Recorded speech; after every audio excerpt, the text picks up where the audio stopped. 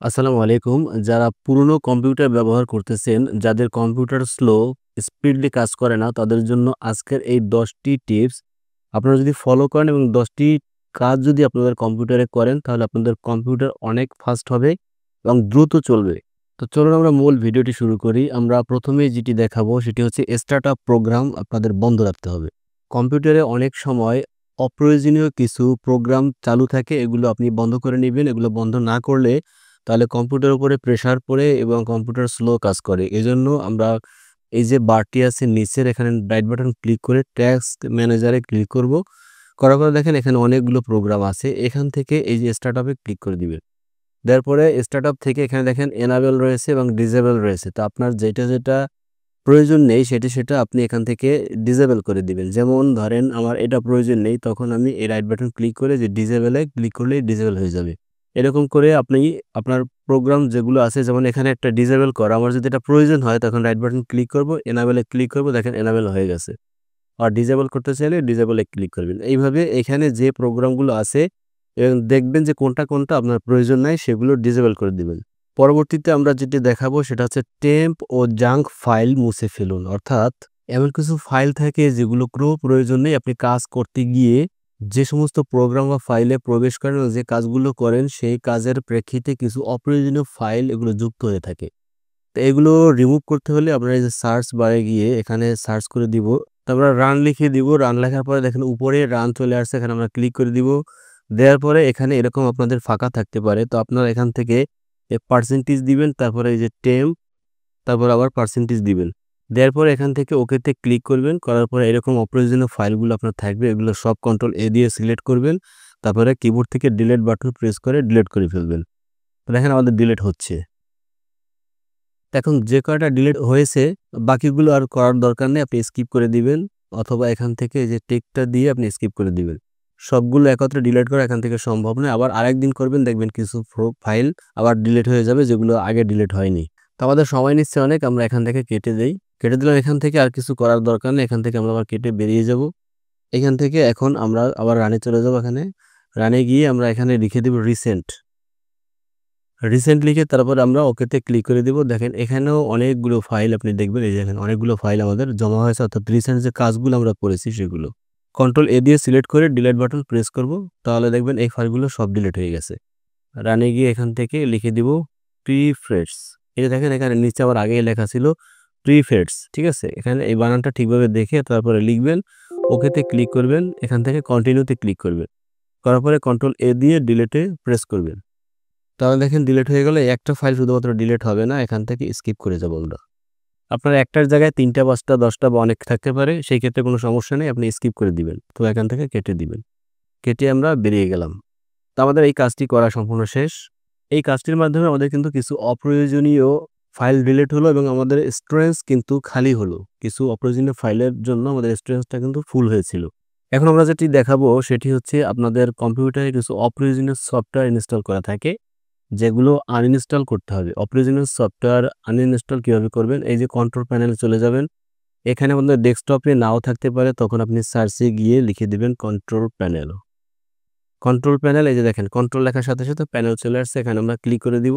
এরকম আপনার নাও আসতে পারে, এখান থেকে আপনি যে ক্যাটাগরি এরকম আসতে পারে। এরকম আসলে আপনার কোনো সমস্যা নেই, আপনি জাস্ট এখান থেকে এই যে ক্যাটাগরিতে আপনি এই যে লার্জ আইকনে ক্লিক করে দিবেন, তখনই এরকম চলে আসবে।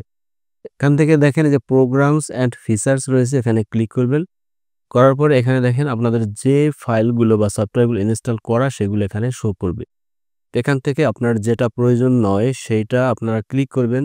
যেমন এখান থেকে এরকম ক্লিক করে তারপরে এই যে আছে আনইনস্টল অ্যান্ড চেঞ্জ, এখানে আনইনস্টল এ ক্লিক করে ওকেতে ক্লিক করলে সবগুলো আনইনস্টল হয়ে যাবে। অর্থাৎ যেটা সিলেক্ট করা থাকবে সেইটা আনইনস্টল হবে। বাকিগুলো তো সব থাকবে। তো আমার এখানে যেগুলো আছে আমাদের এগুলো প্রয়োজন, এজন্য আমরা আনইনস্টল করলাম না। এখান থেকে জাস্ট এরকম ক্লিক করবেন। ক্লিক করার পরে এখানে দেখেন আনইনস্টল লেখা আছে। আনইনস্টল এ ক্লিক করলে এটা আনইনস্টল হয়ে যাবে। তো যেকোনো প্রোগ্রাম আনইনস্টল করার পরে কম্পিউটারে রিস্টার্ট দিয়ে নেবেন, তাহলে সবচেয়ে ভালো হবে। পরের যে টিপসটি আমরা দেখাবো, অনেক সময় দেখা যায় আমাদের যে কম্পিউটারটি আছে পুরাতন কম্পিউটার, সেখানে আমাদের RAM কিন্তু 2 GB বা 4 GB থাকে। এই 2 GB 4 GB RAM দিয়ে বর্তমানে আসলে কম্পিউটার ইউজ করা সম্ভব নয়। এখানে আপনি যদি ভালো সার্ভিস বা ভালো স্পিড পেতে চান তাহলে অবশ্যই আপনার RAM আপডেট করতে হবে। এখানে 8 জিবি RAM আপনার ব্যবহার করতে হবে। আপনি 8 জিবি RAM একত্রে যদি ব্যবহার করতে না পারেন বা চালাতে না পারেন সেক্ষেত্রে আপনার যদি 4 জিবি একটা থাকে তাহলে আরেকটা 4 জিবি RAM আপনি আপনার কম্পিউটারে লাগিয়ে নিবেন। তাহলে কিন্তু আপনার 8 জিবি হয়ে যাবে। পরবর্তী টিপসটি আমরা যেটি দেখাবো সেটি হচ্ছে আপনার HDD যে ব্যবহার করতেছেন অর্থাৎ যারা হার্ড ডিস্ক ব্যবহার করেন সেই হার্ড ডিস্কের ব্যবহার না করে আপনারা SSD ব্যবহার করতে পারেন অথবা হার্ড ডিস্ক এবং SSD দুটোই ব্যবহার করতে পারেন। এখানে হার্ড ডিস্কটা হচ্ছে আপনাদের যেই ডকুমেন্টসগুলো আছে সেই ডকুমেন্টসগুলো সব হার্ড ডিস্কে থাকে। SSDও ঠিক সেম একটা জিনিস। আপনার যদি দুটাই প্রয়োজন হয় তখন আপনি হার্ড ডিস্ক ব্যবহার করবেন এবং SSDও ব্যবহার করে আপনার যে উইন্ডোজটি আছে সেটি SSDতে ইনস্টল করে নিবেন। তাহলে কিন্তু কম্পিউটারটি ফাস্ট হয়ে যাবে। এরপরে আপনারা অ্যান্টিভাইরাস ব্যবহারের ক্ষেত্রে হালকা যে অ্যান্টিভাইরাসগুলো আছে সেগুলো ব্যবহার করবেন। আমি যে নরটন, কাসপারস্কি এগুলো আপনি ব্যবহার করতে নিষেধ করব। এগুলো ভারী এবং এখানে কম্পিউটার স্লো করে দেয়। এজন্য আপনি উইন্ডোজ যে ডিফেন্ডার আছে উইন্ডোজ 10 এ সেই ডিফেন্ডার আপনি অন করে রাখলেই কিন্তু হয়ে যাবে। যেমন এখানে সার্চ দিয়ে আমি যদি দেখাই যে এই যে উইন্ডোজ সিকিউরিটি আছে দেখেন এখানে সিকিউরিটি যদি ক্লিক করি, যে ভাইরাস এন্ড থ্রেট প্রোটেকশন যদি ক্লিক করি, এখানে ম্যানেজ সেটিং এ ক্লিক করে এখানে এইগুলো সব অন করে রাখলেই আপনার কিন্তু ওই কম্পিউটারটি ঝুঁকিমুক্ত থাকে। ঠিক আছে? এছাড়াও ইন্টারনেট সিকিউরিটি ব্যবহারের ক্ষেত্রে বা অ্যান্টিভাইরাস ব্যবহারের ক্ষেত্রে আপনি অ্যাভাস্ট আপনার ফ্রি ভাইরাস ইউজ করা যায় সেটা আপনারা Google থেকে ইনস্টল করে আপনারা ব্যবহার করতে পারেন। এরপরে আমরা যে Google Chrome ব্রাউজার ইউজ করি, এই Chrome ব্রাউজারে অনেক সময় যে আমাদের যে সার্চ হিস্টরি গুলো থাকে, সেই হিস্টরি গুলো আমরা কিন্তু ডিলিট করে নিব। ডিলিট করলে কি হয় যে আমাদের কম্পিউটারটি আরো হালকা হবে। যেমন এখানে যদি আমরা এই 3 ডটে ক্লিক করি, করার পরে দেখেন এখানে ডিলিট ব্রাউজিং ডেটা এখানে যদি আমরা ক্লিক করি, ক্লিক করে ডিলিট ডেটাতে আমরা ক্লিক করে দিব। তাহলে দেখেন আমাদের কিছু ডেটা এখান থেকে ডিলিট হয়ে গেল। যেগুলো আমাদের ব্রাউজার এখানে আবার দেখেন ডিলিট ব্রাউজ ডেটা এখানে ক্লিক করব, ডিলিট করে দিব। এরকম। এরপর আমাদের যে Chrome ব্রাউজারে কিছু এক্সটেনশন আমরা এড করে রাখি দেখেন অনেক সময়। যেমন আমার এখানে কিছু এক্সটেনশন কিন্তু এড করা আছে। এইটা হচ্ছে আমাদের এক্সটেনশন।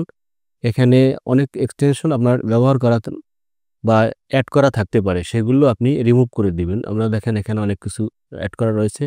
রিমুভ করতে হলে যে রাইট বাটন ক্লিক করলাম, তারপরে যে রিমুভ ফ্রম Chrome এখান থেকে রিমুভ করে দিব। আমাদের উইন্ডোজে অনেকগুলো ব্যাকগ্রাউন্ড অ্যাপ আমাদের অন করা থাকে, অটোমেটিক্যালি অন হয়ে যায় বা অন করা থাকে ইনস্টল দেওয়ার সাথে, সাথে। সেই অ্যাপসগুলো আমাদের যেগুলো প্রয়োজন নাই সেগুলো কিন্তু আমরা অফ করে রাখতে পারি। তাহলে আমাদের স্টোরেজ খালি থাকে বা আমাদের কম্পিউটারের চাপটা কম থাকে উইন্ডোজে, তখন উইন্ডোজ হালকা থাকে এবং উইন্ডোজের স্পিড কিন্তু বাড়ে। তখন দেখেন এখানে আমরা সার্চে গিয়ে এখানে আমরা ব্যাকগ্রাউন্ড লিখে দেব। এই যে দেখেন ব্যাকগ্রাউন্ড অ্যাপস উপরে চলে আসছে। এখানে ক্লিক করে দিব। এইখানে দেখেন আমাদের অনেকগুলো ব্যাকগ্রাউন্ড ট্যাবস। আপনি দেখেন যে অনেকগুলো অফ করে রেখেছি আমার যেগুলো প্রয়োজন নেই। তো আপনার যেগুলো প্রয়োজন নেই জাস্ট এখানে ক্লিক করে এরকম অফ করে দিবেন। তো আমার যেটা প্রয়োজন নাই, যেমন এটা প্রয়োজন আছে এটা অন করে রেখেছি। আপনার যদি প্রয়োজন না থাকে আপনি অফ করে দিবেন। এ দেখেন ক্যামেরার প্রয়োজন নাই। এখানে যেটা প্রয়োজন নাই সেটা অফ করে রেখেছি। আপনিও আপনার ইচ্ছে মতো এখান থেকে অফ করে রাখতে পারেন।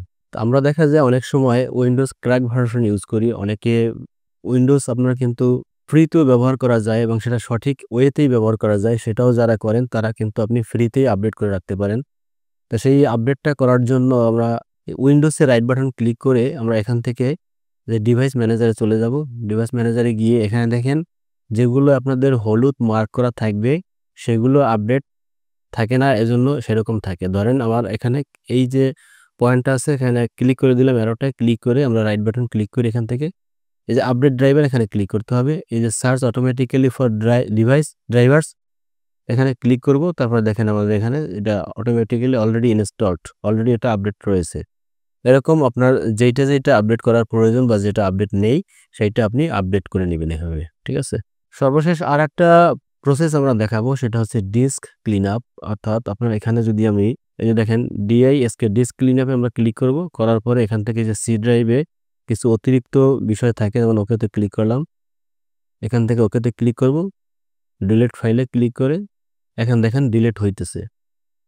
ডিলিট হয়ে গেছে। এইভাবে করে আমাদের কম্পিউটারকে পরিচ্ছন্ন রাখতে হবে। সরি, এখানে রিসাইকেল বিন রয়েছে। আমরা যত কিছু ডিলিট করেছি সবই রিসাইকেল বিনে এড হয়েছে। এখান থেকে রাইট বাটন ক্লিক করবেন। এমটি রিসাইকেল বিনে ক্লিক করে ইয়েসে ক্লিক করলে আমাদের রিসাইকেল বিনে যে ফাইলগুলো আমরা ডিলিট করেছি সেগুলো জমা হয়ে গেছিল, সেগুলো আমরা কিন্তু ডিলিট করে দিলাম। এত কিছু করার পরে যদি আপনার কম্পিউটারটি রানিং না হয় বা ফাস্ট না হয়, তখন অবশ্যই আপনি আপনার যে উইন্ডোজটি আছে, এই উইন্ডোজটি নতুন করে ইনস্টল করবেন। তাহলেই কিন্তু আপনার কম্পিউটারটি ফাস্ট হয়ে যাবে। আশা করি আপনার কম্পিউটারের যে সমস্যাগুলো নিয়ে আপনি হ্যাং হয়ে যায় বা স্লো কাজ করে, এই সমস্যায় ভুগতেছিলেন, তাদের কিছুটা হলেও এই ভিডিওর মাধ্যমে সমস্যার সমাধান হয়েছে। যদি হয়ে থাকে তাহলে ভিডিওটিতে একটি লাইক দিয়ে দিবেন, চ্যানেলটিতে সাবস্ক্রাইব করে দিবেন। সকলে ভালো থাকবেন। আল্লাহ হাফেজ। আসসালামু আলাইকুম।